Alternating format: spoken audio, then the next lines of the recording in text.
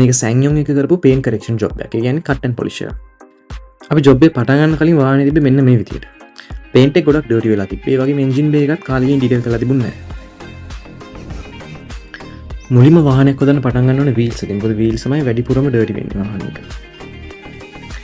අපි මේ specific tools පාවිච්චි කරලා වීල් එකේ විදිහට හොදලා ඊට පස්සේ වීල් ආච් එකත් හොද ගන්නවා. ඊට පස්සේ ඩර්ටි එන්ජින් බේ එක ඩික්‍රීස් කරන්න ඕනේ.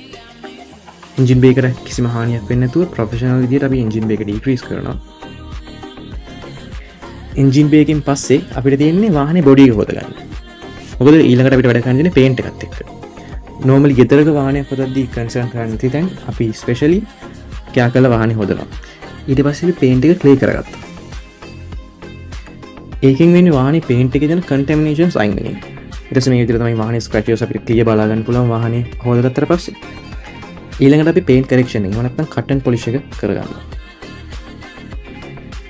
ඒ අතර අපි ෆේඩ්ලා තියෙන හෙඩ්ලයිට්ස් උත් පොලිෂ් කරගන්නවා.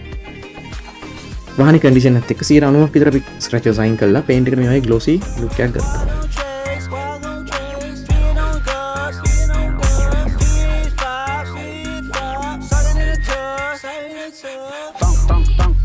Baby rockin' it, quid pro quo, what you